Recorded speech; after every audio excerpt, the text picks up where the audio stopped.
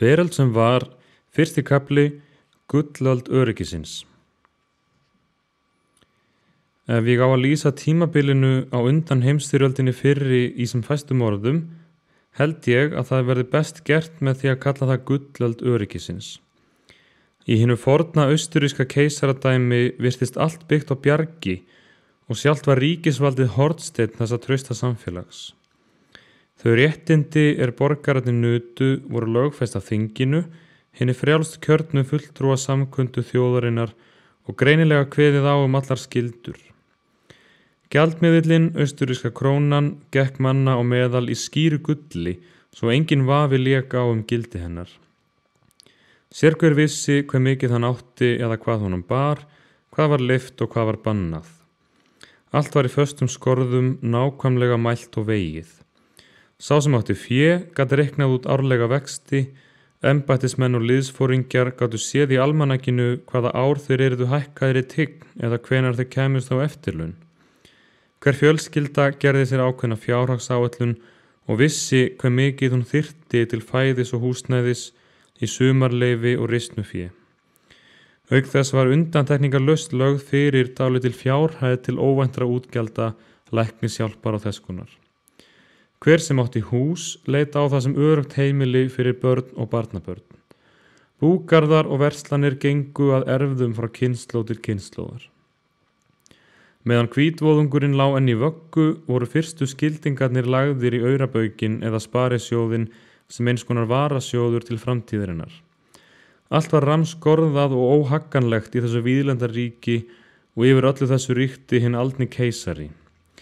Eftir hans dag vissu menn, eða héldu, að nýr keisari tæki við og þannig myndi fornskipan óbreytt haldast. Enginn gerði ráð fyrir stríði né byltingu. Ofbeldi og öfgar virtust óhugsandi á þessari öld skynseminnar. Þessi öryggistilfinning var eftirsóknarverðasta hnoss almennings og sameiginleg lífshugsjón hans. Einungis fyrir þetta öryggi var lífið þess vert að því væri lifað og alltaf fjölgaði þeim sem heimtuðu hlutdeild í þessum dýrmætu gæðum. Í fyrstu voru það aðeins efnamennirnir sem nutu þessara forréttinda en smám saman fekk alþýðan einnig sinn skerf. Gullöld öryggisins var einnig gullöld trygginganna. Menn vátryggðu hús sín gegn eldi og innbrotstjófum, akrana gegn hagli og hrakviðrum, líkamann gegn slysum og sjúkdómum, keyptu sér lífeyri til 11 áranna og lögðu í vöggur smámeyjanna tryggingarskírteini fyrir væntanlegum heimanmundi. Loks bundust verkamenn samtökum, samræmdu launakjör sín og stofnuðu sjúkrasjóði. Vinnuhjún urðluðu saman ellitryggingu og greiddu útfararkostnað sinn fyrirfram. Sá einn litið gat ókvíðnum augum til framtíðarinnar, naut líðandi stundar áhyggjulaust. Í þessu barnalega oftrausti á það að geta brynjað sig gegn öllum duttlungum örlagana allt til hinstu stundar, lá þrátt fyrir allt öryggið og nægjusemina hættulegur sjálfsbyrgingsháttur. Hinir frjálslyndu hugsjónamenn 19. aldar voru einlaglega sannfærðir að sá heimur sem þeir leituðust við að skapa væri öllum öðrum betri og litu því með fyrirlitningu á uppreisnir, hungursneyðir og styrjaldir fyrir alda sem þeir álítu tilheyra hinu fávísa gelgjuskeiði mannkynsins. Nú myndu hins vegar ekki líða nema nokkrir áratugir þangað til fullnaðar sigur yrði unnin á allri mannvonsku og ofbeldisneigð og sannfæringin samfelldar viðstöðulausar framfarir var þessari kynslóð hreint trúaratriði. Menn trúðu á framfarirnar meir en sjálfa biblíuna og furðuverk vísinda og tækni virtust hvern vitna þennan fagnaðarboðskap. Sú var líka raunin á að undir aldamótin fleygðu flestu fram. Á götunum brunnu rafljós alla nóttina í staðinn fyrir gömlu týrurnar og frá aðalstrætunum lagði ljóman af hinum glæstu búðargluggum alla leið til útkverfanna. Nú var hægt að talast við í síma milli fjarlægra staða eða þjóta í vélknúnum vögnum og loks rættist hinn forni Íkarusdraumur mannkynsins, maðurinn hóf sig til flugs. Þægindin úr fínu húsunum héldu nú innreið sína á heimili borgarans.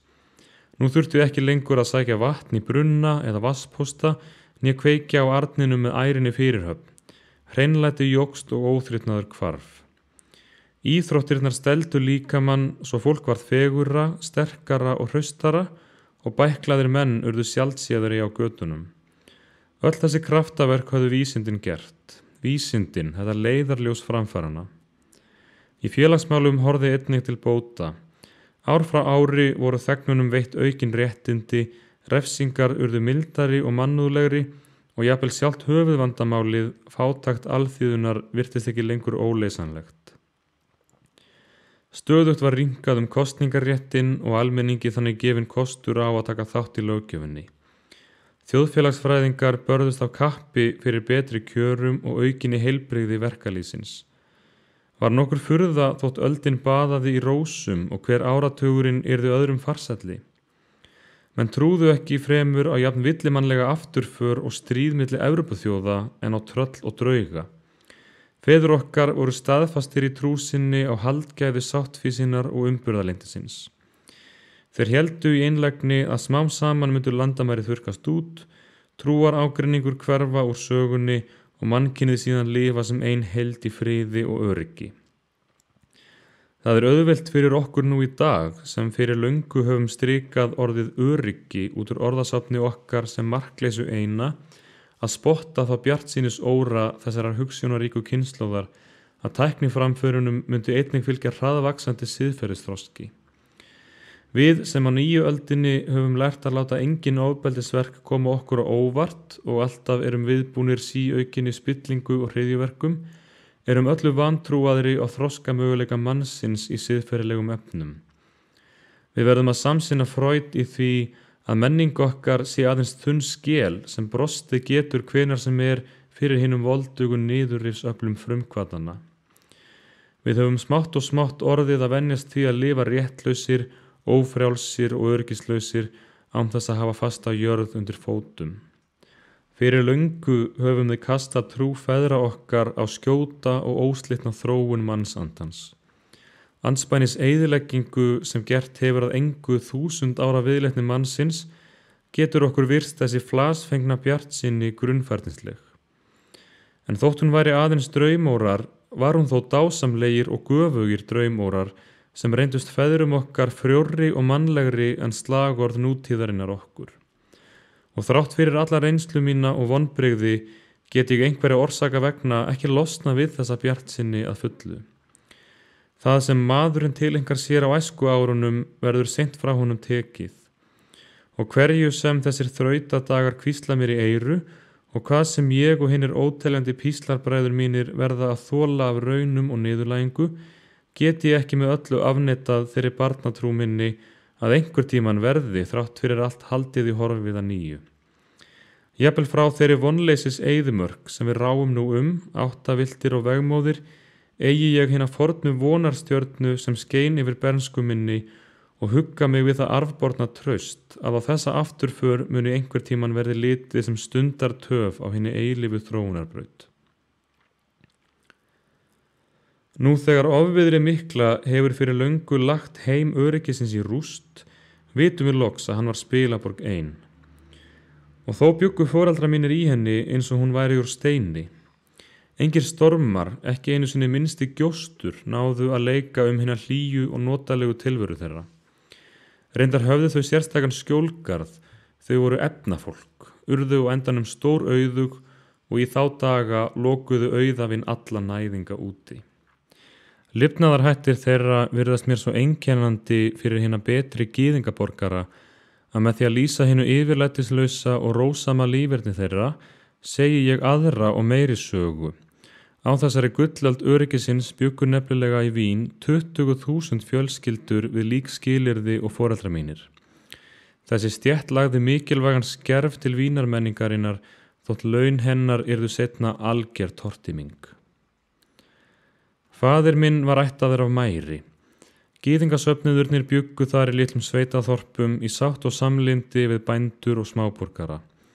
Þeir voru algjörlega lausir við minnimáttarkenndina, ýtnina og eirðarleysið sem einkennir gyðingana í Austur-Evrópu.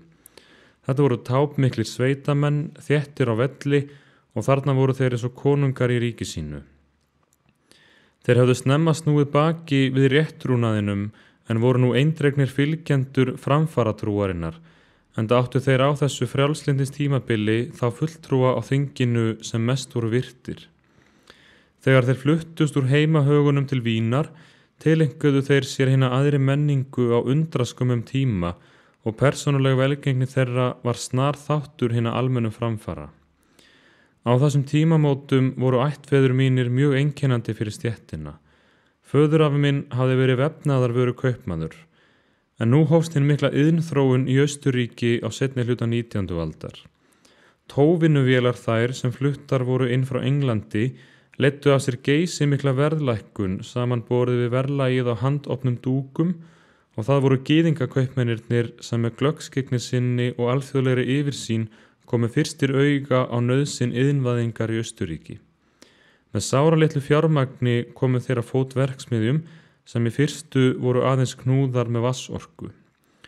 Upp af þessari byrjun reis síðan hinn voldugi vefnaðariðnaður í Bæheimi sem seinna lagði undir sig alla markaði í Austurríki og Balkanlöndum.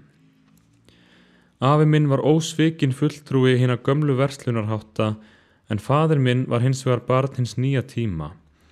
Hann stofnaði á 30. aldurs ári sínu dálitla vefnaðarverksmiðju í norður Bæheimi, stækkaði hana síðan smám saman og gerði að álitlegu fyrirtæki. Slík gætni í atvinnurekstri þrátt fyrir prýðilegar markaðshorfur var algerlega í samræmi við tíðarandan. Hún lýsir einnig vel hógværð og nægjusemi föður míns. Hann hafði meðtekið trúarjátningu síns tíma, safety first. Honum var meira í mun að eiga traust, eftirlætis orð á þessu tímabili. Fyrirtæki sem rekið væri fyrir eigið fjármagn heldur en stofna stór fyrirtæki með veðskuldum og bankalánum. Hann var stoltur af því að enginn hafði séð nafn hans á víxli og að það hafði alltaf staðið yfir inneignadálkinum í bankanum, auðvitað traustustu lánstofnuninni, Rothschild bankanum. Allur ágóði sem fenginn var með áhættu var honum á móti skapi og aldrei gerðist hann hluthafi í öðrum fyrirtækjum. Það var engan veginn að þakka gróðabralli eða sérstakri framsýni að hann auðgaði stöðugt og var með tímanum ríkur maður, heldur henni almennu venju að eyða aðeins litlum hluta teknanna og leggja hitt til hliðar. Faðir minn hefði litið á þann mann sem varhugaverðan eyðslusegg sem sóað hefði helmingnum af tekjum sínum hugsunarlaust án þess að hugsa framtíðina, en það var eitt af orðtökum manna á öryggisöldinni. Sökum þessa sparnaðar þurftu efnamennirnir ekkert fyrir því að hafa að auðgast, enda krafðist ríkið aðeins smávægilegra skatta, jafnvel þó hátekjur væri að ræða, en iðnfyrirtækin og ríkisskuldabréfin gáfu hins vegar mikið í arð. Þá var ekki, eins og á verðbólgutímunum, stólið frá þeim sparsama og sá ráðvandi prettaður, heldur bar sá þolinmóði sem ekki braskaði mest úr bítum. Og sökum þess að faðir minn fylgdi hinni almennu sparnaðarvenju var hann 50 orðin mjög efnaður, jafnvel á alþjóðlegan mælikvarða. En þrátt fyrir þessa miklu auðsæld breyttust lifnaðarhættir fjölskyldunar mjög hægt. Við tókum að veita okkur smá þægindi, fluttum í stærri íbúð, leigðum okkur vagn á vorin og ferðuðumst á öðru farrimi í svefnlestinni. En það var ekki fyrr en á 50. aldursári sem faðir minn leyfði sér þann munað að fara að vetrarlægi með móður mína í mánaðar ferðalag til Nissa. Yfirleitt hélst sú venja að njóta auðsins í kyrrþey og láta ekki á honum bera. Og þó faðir minn væri orðin milljónamæringur reykti hann aldrei útlenda vindla, heldur algengar tegundir eins og Frans Jósef keisari sem reykti ódýrt Virginíutóbak. Hann spilaði sjaldan og þá aldrei nema smá upphæðir. Eftir sem áður hélt hann áfram að lifa óbrotnu en þægilegu lífi. Þótt hann væri ólíkt betur að sér en flestir stéttarbræður hans, hann lék ágætlega á píanó, skrifaði skýra og fallega hönd og talaði frönsku og ensku, hafnaði hann stöðugt öllum metorðum og mannvirðingum og sóttist aldrei eftir nýja tók við neinum nafnbótum eða orðum sem þó stóðu honum, stórið í höldinum, oft til boða. Hinn duldi metnaður hans að þurfa ekki að fara bónarveg til annarra var honum meira virði en öll tignarmerki. Á vissu skeiði ævinnar tekur mönnum gjarna að svipa til feðra sinna. Þessi hneigð til að lifa í nafnlausri ró fær nú ár frá ári sterkari ítök í mér, þó hún sé í rauninni alveg andstæð starfi mínu sem að vissu leyti heimtar nafn og persónu fram í dagsljósið. Og af þessu sama stolti hef ég ætíð hafnað öllum heiðursmerkjum. Ég hef aldrei tekið við orðu eða nafnbót og aldrei látið kjósa mig til formanns í neinu félagi, aldrei heldur verið meðlimur í félagsstjórnum, vísindafélögum eða kviðdómum. Mér er kvöl að sitja við veisluborð og tilhugsunin ein að biðja einhvern bónar, jafnvel þó að sé í annars þágu, gerir mér tregt mál. Ég veit hve óviðeigandi þessar hömlur eru í heimi þar sem enginn heldur frelsi sínu nema með kennskubrögðum eða flótta. Og þar sem, eins og Götekarlinn sagði svo viturlega, olnbogaskotum almúgans orður og titlar verja. En það er faðir minn í mér og hinn duldi metnaður hans sem heldur aftur að mér og ég má ekki veita honum viðnám, því honum á ég ef til vill að þakka það eina sem ég hef ekki glatað, hina innri frelsiskennd. Móðir mín, sem var fædd Bretthauer, var af alþjóðlegra bergi brotin en faðir minn. Hún var fædd í Ancona á Suður Ítalíu og talaði á uppvaxtarárunum jöfnum höndum þýsku og ítölsku. Þegar hún talaði eitthvað við ömmu mína eða systur sem þjónustufólkið mátti ekki heyra, brá hún ætið fyrir sig ítölskunni. Frá barnæsku vandist ég við risotto og ætiþistla og aðra sjaldgæfa suðræna rétti og þegar ég seinna kom til Ítalíu fannst mér ekki undir eins vera heima hjá mér. Móður mín var þó ekki af ítölskum uppruna heldur stóð ætt hennar fótum víða lönd. Bretthauarnir sem upphaflega ráku bankafyrirtæki komu frá Hohenems, smáþorpi við svissnesku landamærin og höfðu snemma dreift sér löndin að dæmi hina miklu gyðinglegu bankajöfra en auðvitaði miklu smærri stíl. Sumir fóru til Sankti Gallen, aðrir til Vínar eða Parísar, afi minn til Ítalíu og móðurbróðir minn til New York. Þessi alþjóðlega kynning veitti þeim nýja siðfáun, víðari sjóndeildarhring og auk þess nokkurð ættardramb. Í þessari ætt voru engir smákaupmenn til lengur, engir mangarar, heldur einvörðungu bankaeigendur, forstjórar, prófessorar, lögmenn og læknar. Allir töluðu þeir mörg tungumál og ég minnist þess hve eðlilega þeir skiptu frá einu og annað. Eitt sinn við sátum til borðs hjá frænku minni í París. Þetta var ætt sem leit stórt á sig og þegar yngismeyjar úr fátækari fjölskyldunum urðu gjafvaxta, skaut öll ættin saman í ríflegan heimannmund til þess að koma í veg fyrir að þær tækju niður fyrir sig. Faðir minn var mikilsmetinn stór iðjuhöldur og móðir mín var mjög hamingjusöm í hjónabandinu, en þrátt fyrir það hefði hún aldrei þolað honum að jafna ættum þeirra saman. Þetta stolt að vera komin af góðri ætt átti djúpar rætur í Bretthauunum og á seinni árum þegar einhver þeirra ætlaði að sýna mér sérstaka velvild, sagði hann af lítillæti: "Þú ert reglulegur Bretthái, það er að segja, þér kippir í rétta kynið." Þetta ættardramb sem einkenndi margar gyðingafjölskyldur varð mér og bróður mínum strax í bernsku bæði að hlátursefni og ama. Alltaf var viðkvæðið að þessi og þessi væri heldri maður en hinn ekki, og í hvert sinn sem við eignuðumst nýjan vin var ætt hans rakin í ótal liðu og efnahagur hennar athugaður til þess að ganga úr skugga að vinurinn væri vel ættaður. Þessi sífellda flokkun sem eiginlega var aðal umræðu efnið í heimahúsum og samkvæmum virtist okkur í þá tíð hlægilegur hégómaskapur, því þegar öllu var að botnin hvolft voru allar gyðingaættirnar komnar frá sömu gettóunum með aðeins 50 eða 100 ára millibili. Mér varð ekki ljóst fyrir en löngu seinna að í þessu ættardrambi sem okkur drengjunum fannst svo spaugilegt var fólgin ein innsta og leyndasta hneigð gyðingsins. Það almenn skoðun að hið eiginlega lífstakmark gyðingsins sé að vera ríkur. Ekkert fjær sanni. Fyrir honum auðafi aðeins tæki, aðeins vegur að hinu sanna markmiði en alls ekki takmarki sjálft. Aðal hugsjón gyðingsins að hefjast á hærra menningarstig.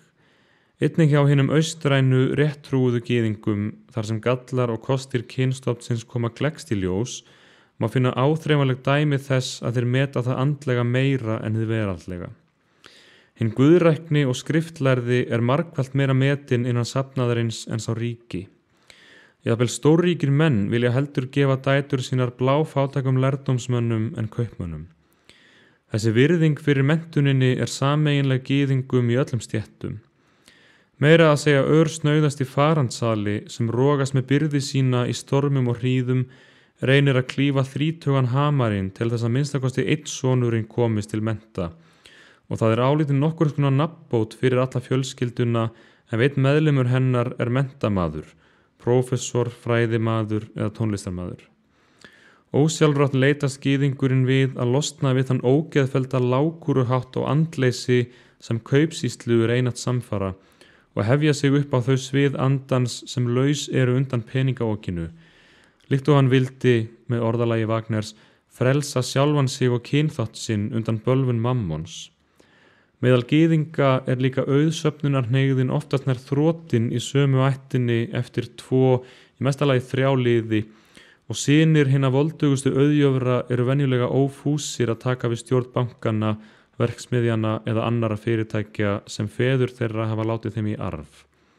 Það engin tilviljun að einn Rothschild lávarðana varð fuglafræðingur, einn Warburgarinn listfræðingur, einn Kassíerana heimspekingur og einn af Sassúnunum skáld.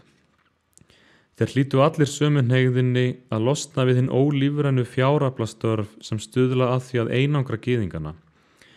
Og ef til vill kemur þarna einnig í ljós hinn leynda þrá þeirra til að segja skilið við gyðingdóminn og samlagast mannkyninu í heild. Góð ætt merkir því alls ekki sama og rík ætt, þó sú merking sé vanalega lögð í orðið, heldur merkir það ætt sem hefur losað sig undan þeim ágöllum, þröngsinni og lágmennsku sem gyðingahverfin lögðu á hana. Það má sennilega telja til hinna eilífu mótsagna í örlögum gyðinga að þessi óhóflega ásókn þeirra inn á hinn andlegu starfsvið skuli hafa orðið þeim jafn háskaleg og einhæfing þeirra við veraldleg störf áður fyrr. Varla var í nokkurri borg Evrópu jafn brennandi áhugi á menningarmálum og í Vín. Einmitt vegna þess að keisaradæmið Austurríki hafði ekki borið stór pólitísk metnaðarmál fyrir brjósti í margar aldir og ekki heldur átt miklu vopnagengi að fagna, beindist þjóðarstoltið mest að því að taka forystuna í fögrum listum. Keisaradæmi Habsborgarana, sem eitt sinn var voldugasta ríkið í Evrópu, hafði fyrir löngu misst dýrmætustu og mikilvægustu lönd sín, þýsku, ítölsku og niðurlensku erðalöndin. Höfuðborgin ein var ósnortin í sínum forna ljóma, aðsetur staður hirðarinnar og minnismerki þúsundara frægðar. Rómverjar höfðu upphaflega reist þessa borg sem vígi rómverskrar menningar, virkisgarð gegn árásum barbarana og meira en 1000 árum seinna brotnaði áhlaup ósmanna á Vesturlönd á múrum þessara borgar. Hér riðu niflungar héröð, hér hafði hinn ódauðlega sjöstirni hljómlistarinnar skinið yfir heiminn, Gluck, Haydn og Mozart, Beethoven, Schubert, Brahms og Johann Strauss. Hér höfðu allir straumar Evrópumenningarinnar mæst. Við hirðina, innan aðalsins og út á meðal alþýðunar höfðu ýmis þjóðerni blandað blóði, þýskt, slavneskt, ítalskt, franskt og niðurlenskt, og það var höfuð afrek þessara tónlistarborgar að samræma allar andstæðurnar og móta í deiglu sinni hina nýju austurísku menningu, vínarmenninguna. Vegna gestreysis sinnar og nýjungagirni dró borgin að sér starfskrafta úr ýmsum áttum, hlúði að þeim, tamdi þá og fágaði. Það var indælt að una hér við friðsamleg menningarstörf og ósjálfrátt urðu allir íbúar þessarar borgar að alþjóðasinnum, heimsborgurum. Hið áðurnefnda samræmi gat einnig að líta í yfirbragði borgarinnar. Þessi 2 milljóna borg hafði vaxið á mörgum öldum utan kjarna sinn og var nú orðin nægilega fjölmenn til þess að hafa á boðstólum allan þann munað og margfaldleik sem stórborg sæmir, en þó var hún ekki svo hrikaleg að hún var í slitin úr öllu sambandi við náttúruna eins og Lundunaborg og New York. Ystu húsin í borginni spegluðu sig í hinum djúpu dónarhyljum eða gnæfðu yfir flattneskjuna, umlugt ökrum og görðum, en sumstaðar teygðu þau sig upp eftir grænum skógarásum við rætur Alpafjallana. Maður vissi varla hvar borgin endaði, svo eðlilega rann hún saman við náttúruna. Innan frá mátti aftur á móti sjá hvernig borgin hafði vaxið líkt og tré sem bætir hring við hring. Þar sem virkismúrarnir höfðu staðið að fornu lá nú Ringstrasse með hinum glæsilegu skrauthísum eins og umgjörðum hjarta borgarinnar. Innan hinna gömlu halla aðals og hirðar hafði sagan letrast í steinin. Beethoven hafði leikið á heimili Lichnowskis, Haydn verið gestur Esterházys og í háskólanum gamla höfðu tónar sköpunarinnar eftir Haydn hljómaði fyrsta sinn. Hofburg hafði hýst keisara í marga liðu og Napóleon hafði gist Schönbrunn. Í Stefanskirkju hafðu þjóðhöfðingjar kristindómsins kropið í þakkargjörð fyrir frelsun Evrópu undan oki Tyrkjans og innan múra háskólans höfðu ótal margir merkisberar vísindana starfað. Í nánd við hinnar gömlu byggingar gnæfðu vegleg nútímahús með glitrandi búðargluggum við glæstar breiðgötur. En hið gamla og nýja var ekki í meiri mótsögn hvort við annað en höggvin steinnin og ósnortin náttúran. Það var dásamlegt að lifa í þessari borg tók öllum tveim höndum sem að garði bar og glaðværðin sem lá í lofti gerði auðvelt að njóta hér lífsins líkt og í París. Það á allra vitorði að Vínarborg var borg lífsnautnanna, en hvað menning ef hún ekki fólkin í því að laða fram fegurstu og fíngerðustu eigindir efnisins með fulltingi listar og ástar. Þó borgarbúar væru selkerar miklir og gefnir fyrir góð vín, ferskan og hressandi bjór, íburðarmiklar kökur og tertur, voru þeir einnig mjög kröfuharðir í því að hinum háleitari lífsnautum laut. Hljóðfæraleikur, dans, sjónleikir, samræður, smekkleg og þægileg framkoma, allt var þetta iðkað af list meðal Vínarbúa. Hernaður, stjórnmál eða verslunarviðskipti voru ekki efst á baugi manna á meðal. Óbreyttur Vínarbúi las ekki fyrst útlendufréttirnar eða þingfréttirnar í morgunblöðunum, heldur auglýsingar leikhúsanna, en þau voru svo mikilvægur þáttur í opinberu lífi borgarinnar að slíks munu ekki dæmi annar staðar. Keisaraleikhúsið, Burgleikhúsið, var fyrir Vínarbúan eða austurríkismannin ekki aðeins leiksvið þar sem sjónleikir voru sýndir, heldur var það einnig smækkuð mynd af heiminum, skuggsjá sem endurspeglaði litskrúð og líf borgarinnar, leiðarvísir borgarbúa háttvísi og siðfáun. Af dæmi hirðleikarans sá áhorfandinn hvernig honum bara klæðast, hvernig hann átti að ganga inn í herbeggi, hvernig halda átti uppi samræðum, hvaða orð hann mátti nota ef hann vildi vera smekkvís og hver bara að forðast. Leikhúsið var í stað þess að vera eingöngu skemmtistaður einnig skóli í góðri hegðun og réttum framburði málsins og dýrðarljómi og lotning umvafði allt sem í einhverju sambandi stóð við þessa stofnun. Forsætisráðherrann og ríkustu auðkýfingarnir í Vín gátu gengið göturnar án þess að nokkur liti öxl, en hirðleikarana og óperusöngkonurnar þekkti hver búðarstúlka og hver ökudrengur. Við drengirnir sögðum hver öðrum hróðugir frá því ef við mættum einhverjum þessa listamanna á götunni. Myndum af þeim og rithöndum þeirra söfnuðu allir. Og þessi innfjálga persónudýrkun gekk svo langt að hún færðist yfir á umhverfið í kringum þá. Rakari Sonnentals og ökumaður Jósef Kainz voru virðingarmenn sem maður öfundaði á laun og ung stertimenni sóttust eftir að fá föt sín saumuð hjá klæðskerum hirðleikarana. Fagnaðarhóf til heiðurs fyrir mikilhæfa leikara eða erfistrykkjur eftir þá voru viðburðir sem skeigðu á pólitísk stórmál. Og það var æðsti draumur allra rithöfunda í Vín að Burgleikhúsið tæki leikrit eftir þá til sýningar því að það táknaði ævilangan heiður og fól í sér alls konar hlunnindi svo sem ókeypis aðgangað leikhúsinu og öllum opinberum hátíðahöldum. Þeir fengu jafnvel heimboð frá keisaranum og ég minnist ennþá viðhafnarinnar mér var veitt opinber viðurkenningi fyrsta sinn. Árdegis hafði forstjóri Burgleikhúsins stemt mér til skrifstofu sinnar til að tilkynna mér, eftir margfaldar heillaóskir, að leikhúsið myndi taka leikrit mitt til sýningar. Kvöldið þegar ég kom heim fann ég nafnspjald forstjóra leikhúsins í herbergi mínu. Hann hafði komið í kurteisis heimsókn til mín, 26 ára unglingsins. Jafn skjótt og hirðleikhúsið hafði tekið leikrit mitt til sýningar var ég orðinn fínn maður sem forstjóri hirðleikhúsins varð að umgangast jafningja. Og og það sem gerðist í leikhúsinu létu sig allir varða, jafnvel þeir sem minnst höfðu af því að segja. Ég minnist þess til dæmis frá bernskuárum mínum að dag nokkurt kom eldhússtúlkan þjótandi inn í dagstofuna með tárin í augunum og sagði þar fréttir að Charlotte Wolter, frægasta leikkona Burgleikhússins, væri dáin. Það kynlegasta við þessa miklu sorg var auðvitað það að gamla hálf ólæsa eldabuskan hafði aldrei komið í því tigna leikhús né heldur séð Charlotte Wolter við önnur tækifæri. En í svo ríkum mæli var fræg hirðleikona sameign allra borgarinnar að jafnvel smælingin gat fundið sárt til missisins. Fráfall eftirlæti söngvara eða listamanna varð óðara að þjóðarsorg. Þegar gamla Burgleikhúsið, þar sem brúðkaup Fígarós eftir Mozart hafði hljómaði fyrsta sinn, var rifið, var allt samkvæmisfólk Vínar viðstað hátíðlegt og hrært. Leið og tjaldið fjall þustu allir upp á leiksviðið til þess að ná í þó ekki væri nema ofboðlitla flís úr fjölunum sem hinir ástgeru snillingar höfðu gengið á.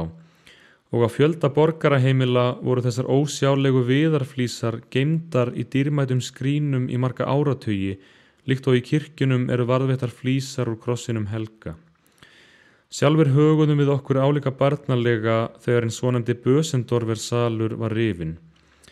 Í rauninni var þessi litli hljómleikasalur sem eingöngu var notaður við flutning á stofutónlist mjög lítilfjörlegur og óvisslegur samkomustaður. Þetta var upphaflega riddaraskóli Liechtensteins greifa en hafði verið breytt í hljómlistarsal með því einu að þylja hann innan. Hann hafði hljómfegurð gamallar fiðlu og var tónlistarunnendum heilagur staður vegna þess að hér hafðu Chopin og Brahms, Liszt og Rubinstein haldið hljómleika og hér hafðu margir hinir frægustu kvartettar verið fluttir í fyrsta sinn. Og nú átti hann að víkja fyrir nýrri og hagkvæmari byggingu. Það var óskiljanlegt fyrir okkur sem höfðum átt hér ógleymanlegar stundir. Þegar hinir dýrlegu tónar Beethovens voru þagnaðir, að loknum afburðarleik Rosé kvartettsins sýndi enginn á sér fararsnið. Við hrópuðum og klöppuðum, sumar konurnar snöktu af geðshræringu, enginn vildi trúa því að þetta væri kveðjustund. Ljósin voru slökkt til þess að salurinn yrði rýmdur, en þessir 400 eða 500 ofstækisfullu listunnendur sátu sem fastast. Við biðum í hálftíma eins og við gætum með nærveru okkar bjargað hinu gamla hjartfólkna húsi. Og þá gekk ekki lítið á þegar við vorum að berjast fyrir því á stúdentsárunum með bænarskrám, kröfugöngum og ritgerðum að húsið sem Beethoven dó í yrði ekki rifið. Öll þessi sögufrægu hús í Vín voru okkur svo hjartfólkin að við skildumst við þau með trega. Þessi ofurást á listum, einkanlega leiklistinni, var sameiginleg öllum stéttum í Vín. Vegna aldagamallar hefðar var mjög rótgróin stéttaskipting í Vín eins og ég komst einhvern tímann að orði. Borgin var áþekk vel skipulagri hljómsveit. Keisarahirðin fór með hlutverk hljómsveitarstjórans. Keisarahöllin var ekki aðeins miðdepill ríkisins í eiginlegri merkingu, heldur einnig menningarlegri, því þar mættust hinn mörgu þjóðarbrot ríkisins. Utan þetta höfuðból mynduðu hallir austuríska, pólska, þýska, tekneska og ungverska háaðalsins nokkurs konar ytri múr. Þínast komu betri borgararnir en til þeirra töldust lágaðallinn, æðstu embættismennirnir, stóriðjuhöldarnir og gömluvættirnar. Í útjóðrunum byggu svo smáborgararnir og verkalýðurinn. Hinnar ýmsu stéttir héldu hópin innbyrðis og byggu meira að segja í afmörkuðum hverfum. Háaðallinn í höllum sínum í miðborginni, stjórnar erindrekar í 3. hverfinu, iðjuhöldar og kaupsýslumenn í grennd við Ringstrasse, smáborgararnir í innbænum, öðru til 9. hverfi, verkamenn í útjóðrunum. En allir mættust í leikhúsinu og við opinber hátíðahöld eins og til dæmis við blómasýningarnar í Prater, þar sem 300.000 manns hylltu ákaft heldrafólkið sem ók hjá í blómskreyttum vögnum. Í Vín var allt haft að tilefni til hátíðahalda, trúaratarnir eins og helgigangan á dýradag, hersýningarnar og búrkljómleikarnir. Jafnvel jarðarfarir voru taldar til hátíðabrigða og það var metnaður allra sannra Vínarbúa að útför þeirra yrði eins fjölmenn og vegleg og kostur var á. Þannig setti vínarbúinn jafnvel útför sína á svið. Þessar mætur á litum, hljómum og glaðværð, þessi hneigð fyrir sjónleiki, hvort sem þeir fóru fram í leikhúsinu eða daglegu lífi, var öllum borgarbúum sameiginleg. Það var auðvelt að draga dár að þessari leikhússíki vínarbúa og forvitni þeirra hægi eftirlætisleikara sinna sem á margan hátt fór út í öfgar. Og tómlæti Austurríkismanna stjórnmál og efnahagsmál samanborið við hið framsækna þýska grannríki má að miklu leyti rekja til þessarar skemmtanafýsnar og listadýrkunar. Í menningarlegum efnum kom þetta listadekur hins vegar ótrúlega miklu til leiðar. Í fyrsta lagi báru Austurríkismenn óvenju mikla virðingu fyrir listrænum afrökum, í öðru lagi öðluðust þeir einstæðan smekk vegna aldalangrar listiðkunar, en þessi smekkvísi hafði aftur í för með sér að allar listgreinar stóðu með miklum blóma. Listamaðurinn nýtur sín ætíð best og andríkastur þar sem hann metinn eða jafnvel ofmetinn. List nær ætíð hámarki þar sem hún verður áhugamál heillar þjóðar. Borgirnar Flórens og Róm hændu að sér myndlistarmenn á endurfæðingartímanum og gerðu þá að þeim snillingum sem raun ber vitni vegna þess að þeir fundu að borgararnir fylgdust af alhug með því sem þeir unnu og sífellt voru gerðar hærri og hærri kröfur til listar þeirra. Svipað var ástatt leikarana og tónlistarmennina í Vín. Í Vínaróperunni og Burgleikhúsinu fóru ekkert fram hjá áherendunum. Þeir tóku eftir hverri falskri nótu, hverri rangri innkomu eða úrfellingu. Og það voru ekki aðeins listrínerdurnir sem höfðu svo glöggt eyra, heldur var allur almenningur þaulreyndir hlustendur. Þótt vínarbúar væru umburðarlyndir í stjórnmálunum og tækju ekki hart á yfirsjónum samborgarana, voru þeir miskunnarlausir í kröfum til listamanna sinna. Þar var heiður borgarinnar að tefla. Söngvararnir, leikararnir og tónskáldin urðu sífellt að leggja fram alla krafta sína, annars voru þeir glataðir.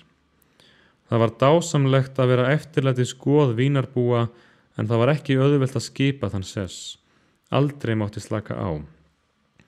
Vitneskjan þessa stöðugu árvekni og miskunnarlausu dóma neyddi alla listamenn í Vín til að taka á því sem þeir áttu til og hófum leið alla listsköpun á furðulega hátt stig. Á þessum æsku árum öðluðumst í stranga og miskunnarlausa dómgreind að því alla list snerti. Þeir sem kynntust í járnaga Gústavs Mahlers í óperunni og nákvæmni og fjöri hljómsveitarinnar undir stjórn hans eru sjaldan fyllilega ánægðir með leiksýningar eða hljómleika nú á dögum. En af þessu lærðum við líka að krefjast mikils af okkur sjálfum í allri listiðkun. Við höfðum til fyrirmyndar list á svo háu stigi að óvíða í heiminum munu ungir listamenn hafa þekkt annað eins. En alþýðan lærði líka að meta fjörmikla hrynjandi og þegar smáborgararnir sátu á kaffihúsunum heimtuðu þeir ekki síður góða músík en gott vín. Almenningur vissi upp að hár hvaða lúðrasveitir voru fjörugastar í Pratergarði, hvort það voru Deutschmeister eða Ungverjarnir. Allir sem bjuggu í Vín fengu glöggt eyra fyrir hrynjandi og áhrif tónlistarinnar stuðluðu að því að fága stíl okkar rithöfundana ekki síður en að fegra samkvæmislíf og daglega framkomu borgarbúa. Vínarbúi sem ekki hafði til að bera listasmekk og formgleði var óhugsandi í góðum félagsskap. Og jafnvel meðal fátækasta fólksins hafði náttúran sjálf og glaðvæðir borgarinnar klætt hjá mönnum ákveði fegurðarskín. Enginn var sannur vínarbúi sem ekki hafði til að bera þennan menningaráhuga, þennan smekk á háleitasta munað lífsins. Það ekki einungis verndarráðstöfun hjá gyðingunum að tengjast þeim þjóðum nánum böndum sem þeir búa hjá, heldur einnig djúp innri þörf. Þrá þeirra eftir heimili, ró, hvíld, öryggi og staðfestu knýr þá til að taka upp og leggja rækt við menningu nýju heimkynanna. Og tæplega hefur sambúð þeirra við heimaþjóðina nokkur tíman verið farsælli og borið ríkulegri ávöxt, að undanteknum Spáni á 14. öld, en í Austurríki. Fyrir meira en 200 árum hittu gyðingarnir fyrir hér í höfuðborg keisaradæmisins glaðvært sáttfúst fólk sem hafði þrátt fyrir léttúðarbrægin mikinn áhuga á listum og menningarmálum, en einmitt það var gyðingunum fyrir öllu. Og þeir hittu fleira fyrir í Vín, Hér beið þeirra tilvalið verkefni. Fagrar listir í Vín höfðu mist hina fornu verndara sína og hollvini, keisaraættina og aðalinn. Á 18. öld hafði María Teresía fengið glukk til að kenna dæturum sínum tónlist, Jósef annar rætt af sérþekkingu við Mozart óperur hans og Leopold III sjálfur fengist við tónsmíðar. Aftur á móti höfðu hinir síðari keisarar, Frans annar og Ferdinand, alls engan áhuga á listum og Frans Jósef keisari okkar sem komst á níræðisaldur án þess að hafa opnað aðra bók en hernaðarfræðaran, sýndi tónlistinni meira að segja beina andúð. Sömuleiðis hafði háaðallinn kiftað sér hendinni. Þeir frægðardagar voru liðnir þegar Esterházy greifarnir hýstu Haydn og Lobkowitz, Kinski og Waldstein keftust að fá tónverk Beethovens fyrst leikin í höllum sínum og Thun greifafrú knékraup snillingnum og sárbændi hann að láta ekki hætta sýningum á Fidelio í óperunni. Nú fengu Wagner, Brahms, Johann Strauss og Hugo Wolf engan styrk lengur frá þessum aðalsættum. Borgararnir urðu nú að ganga fram fyrir skjöldu til þess að afstýra því að iðkun hina aðri tónlistar færi hnignandi og til að veita málurunum og myndhöggurunum lífvænleg skilyrði. Og það var einmitt stolt og metnaður gyðinganna að standa í fremstu röð þeirra sem héldu merki vínarmenningarinnar á lofti. Þeir hefðu unnað þessari borg frá upphafi og tekið upp siðu hennar og háttu af heilum huga og nú fannst þeim þeir verða orðnir sannir vínarbúar sökum ástar sinnar á listum borgarinnar. Í opinberu lífi höfðu þeir annars lítil áhrif. Ljóminum keisarahirðina yfirgnæfði auða við einstaklinga og æðstu embætti ríkisins gengu að erfðum. Aðalsmenn höfðu forgangsrétt að utanríkisþjónustunni, gömlu ættirnar sátu að bestu embættunum og foringjastöðum hersins. Gyðingarnir gerðu heldur engar tilraunir til þess að fá hlutdeild í þessum sérréttindum. Þeir virtu erfðaréttindi þessara stétta eins og sjálfsagðan hlut. Til dæmis minnist ég þess að faðir minn forðaðist alla ævi að borða á Sacher-hótelinu og alls ekki fyrir sparsemisakir, því verðmunurinn þar og á stærri hótelunum var hverfandi lítill, heldur sakir meðfættrar háttvísi. Honum hefði fundist það óþægilegt og óviðeigandi að sitja við næsta borð og Schwarzenberg greifi eða Lobkowitz. Einungis gagnvart listum voru allir jafn réttháir því listaráhugi var álitinn almenn skylda í Vínarborg og það er ómetanlegt sem gyðingarnir hafa lagt af mörkum til eflingar menningu hennar. Þeir voru í rauninni helstu unnendur lista í borginni. Þeir fylltu leikhúsin og hljómleikasalina, keyptu bækur og málverk, sóttu sýningar og voru, vegna frjálslyndis síns og hleypidómaleysis, allstaðar formælendur hins nýja. Næstum öll stærstu listaverkasöfn 19. aldarinnar eru stofnuð af þeim og flest allar nýjar tilraunir í listinni voru þeim að þakka. Án hins óþreytandi áhuga gyðinganna hefði Vín, sökum tómlætis hirðarinnar, aðalsins og hinna kristnu auðmanna sem voru gefnari fyrir veðreiðar og veiðar en að efla listir, verið jafn mikill eftirbátur Berlínar á listasviðinu og Austurríki stóð að baki Þýskalandi í stjórnmálum.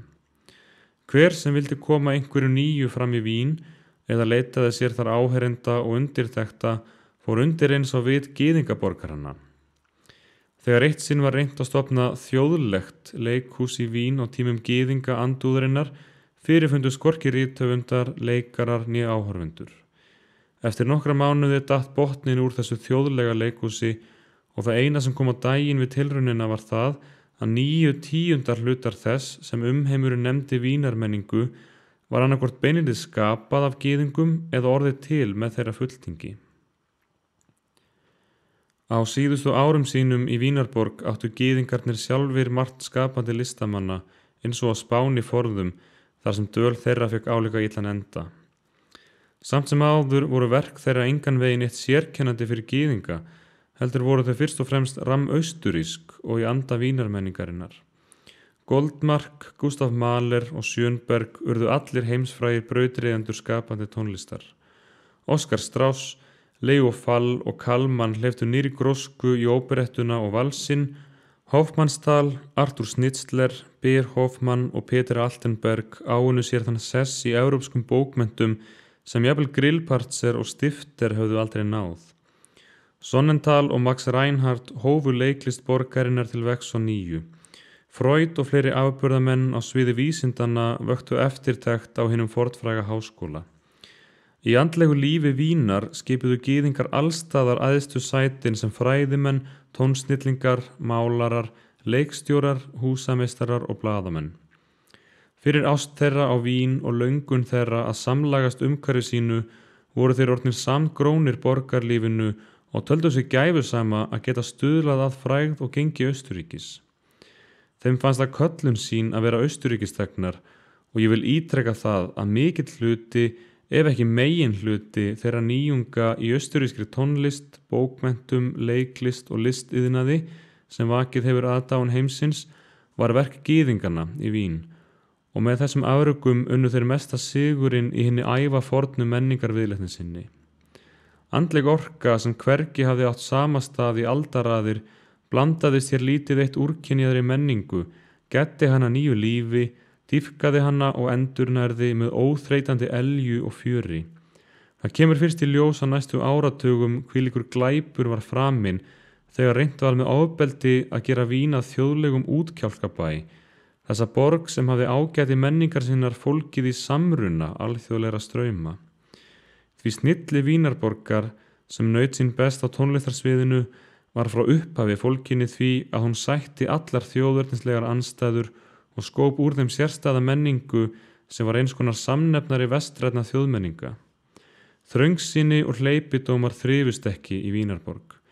Hvergi var auðveldara að vera Evrópumaður og ég veit að ég á það að miklu leyti þessari borg að þakka sem þegar á dögum Markúsar Árelíusar var útvörður hins rómverska og alþjóðlega anda að ég lærði ungur að unna bræðralagshugsjóninni mest allra hugsjóna. Í hinni gömlu Vínarborg lifðum við frjálsu og áhyggjulausu lífi og Þjóðverjarnir fyrir norðan okkur litu með nokkuri gremju og fyrirlitningu á nágrannana við Dóná sem nutu lífsins, átu og drukku, skemmtu sér við veislur og sjónleiki og sömdu auk þess frábært tónverk í stað þess að vera dugandi og reglusamir. Í stað hins þýska dugnaðar sem að lokum hefur brjálað líf allra þjóða og blandað það biskugalli, í stað ágengninar og ofurkappsins iðkuðu Vínarbúar samræður og þægilega umgengnismenningu.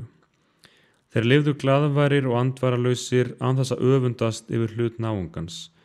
Leben und leben lassen voru einhverjar orð Vínarbúa sem giltu jafnt meðal allra stétta og enn í dag finnast mér þau mannúðlegri en öllin ströngu valdboð. Ríkir og fátækir, tékkar, þjóðverjar, gyðingar og kristnir menn áttu hér friðsamlega sambúð þrátt fyrir smávegis erjur og jafnvel stjórnmála eða þjóðfélagshreyfingarnar voru snittar þeirri ógnþrungu heift sem eitrað hefur andrúmsloftið eftir heimstyrjöldina fyrri. Í gamla Austurríki börðust menn drengilega. Það var að vísu rifist í blöðum og á þingi en eftir sjálfar þrumuræðurnar sátu þingfulltrúarnir saman í bróðerni yfir bjór eða kaffi og þúuðust. Jafnvel þegar Lüger, formaður andsemíska flokksins, varð borgarstjóri í Vín, breyttist samkomulagið ekki hið minnsta og ég verð að játa að ég varð hvorki í menntaskóla, háskóla né meðal bókmenntamanna fyrir aðkasti eða óþægindum af þeim sökum að ég var gyðingur. Dagblöðin kynntu þá ekki daglega haturselda á milli landa, þjóða og sessunuta. Þá var múgmennskan ekki eins viðurstyggilega áberandi í opinberu lífi og nú á dögum. Athafnafrelsi einstaklingsins var talið svo sjálfsagður hlutur að slíkt ekki hægt að bera saman við höftin og ófrelsi nú á dögum. Þá var ekki litið á umburðarlyndi sem veikleika og vesaldóm eins og nú er gert, heldur sem siðferðilegan þroska. Ég sem sé ekki fæddur og uppalinn á öld ofstækisins. Það var róleg öld með skýrum línum og hægfara breytingum, laus við flaustur og asa. Hraði vélanna, bifreiðanna, símans, útvarpsins og flugvélana hafði enn ekki haldið innreið sína í þjóðlífið. Tími og aldur höfðu annað gildi. Menn voru makráðari og þegar ég reynið að setja mér fyrir hugskotssjónir það fólk sem ég umgengst í bernsku verði mest hissa á hve margir voru orðnir holdugir á unga aldri. Faðir minn, föðurbræður mínir og kennarar, búðarþjónarnir, spilararnir í hljómsveitunum, allir voru þetta feitir og virðulegir menn fertugt. Þeir gengu hægt, hægt, töluðu settlega og struku gjarnan vel hirta gráírða kampana undir samræðunum. Grátt hár var talið virðuleikamerki og ráðsettur maður forðaðist viljandi fas og gáska æskunar. Jafnvel frá bernsku árum, þegar faðir minn var innan við fertugt, minnist ég þess ekki að hafa séð hann hlaupa upp eða niður stiga eða yfirleitt fara sér óðslega að neinu. Asi var ekki einungis talinn skortur á háttvísi, heldur var hann í rauninni óþarfur, því í þessu trausta borgaraþjóðfélagi með óteljandi smátryggingum og bankaábyrgðum gerðist aldrei neitt óvænt. Örlagaríkir atburðir sem gerðust víðsvegar á heimskringlunni komumst ekki gegnum margfaldan vegg hinnar vátryggðu tilveru. Búastríðið, stríðið milli Japana og Rússa, jafnvel Balkanstyrjöldin, allt leið þetta hjá án þess að raska lifnaðarháttum foreldra minna. Þau hlupu yfir allar stríðsfréttir í blöðunum af sama áhugaleysinu og þau hlupu yfir íþróttasíðuna. Og hvað kom þeim það í rauninni við sem gerðist utan Austurríkis? Hvaða áhrif hafði það á líf þeirra? Á þessum náðugu dögum í Austurríki voru engar stjórnarbyltingar eða snöggar verðsveiflur. Einu sinni þegar bréfin í kauphöllinni féllu 4 eða 5% var það undireins kallað gjaldþrot og menn sættu hrukkur á ennið og töluðu í alvöru hrun. Menn kvörtuðu meira vana en sannfæringu hina háu skatta sem í rauninni voru aðeins smá þjórfé til ríkisins samanborið við útgjöld eftirstríðsárana. Menn tiltóku nákvæmlega í erfðaskrám sínum hvernig vernda ætti barnabörn og barnabarnabörn gegn hvers konar eignatjóni líkt og öryggi væri tryggt með einhverju ósýnilegu skírteini frá hinum eilífu máttarvöldum. Þess á milli lifðu menn eins og blóm í eggi og gældu við áhyggjur sínar líkt og gæflinda kjölturakka sem engum stóð stuggur af. Þegar ég af tilviljun rekst á dagblað frá þessum tíma og les æsingagreinar einhverja lítilfjörlegar hreppsnefndarkosningar eða rifja upp leikrit Burgleikhússins og hinn lítilsildu viðfangsefni vita marklausa hluti, þá kemur mér alltaf hlátur í hug. Hversu dvergvaxnar áhyggjur, hvílík lognværð. Feður okkar og mæður, afar okkar og ömmur voru lánsamari en við, vegur þeirra var beinn og greiður frá vöggu til grafar. En samt veit ég ekki hvort ég öfunda þau, því hversu framandi var þeim ekki allt raunverulegt mótlæti, allar glettur og vélræði örlagana.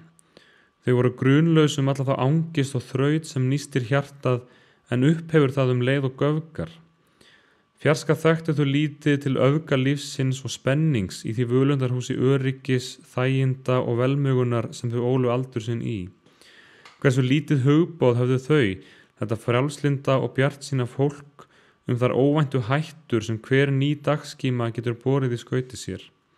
Jafnvel í dýpstu svefnórum gátu ekki dreymt hve háskalegur maðurinn getur orðið eða hvílið þrek honum gefið í hættum og þrengingum. En við sem höfum kastast út í straumiðu lífsins og hvergi fengið að festa rætur til fulls, við fórnarlömb en þó jafnframt viljug því duldra afla, við sem þekkjum kyrrð, næði og öryggi aðeins sem hálfglemda barnagælu, við höfum fundið spenning og hroll hins ókunna nýja í hverju taug. Í þraut og gleði höfum við lifað samtíð og sögu langt út fyrir mörk okkar litlu persónulegu tilveru. Þess vegna vita líka hinir fáfróðustu nú í dag 1000 sinnum meira en mestu vitringar feðra vorra. En ekkert fengum við gefins, allt urðum við að gjalda dýru verði.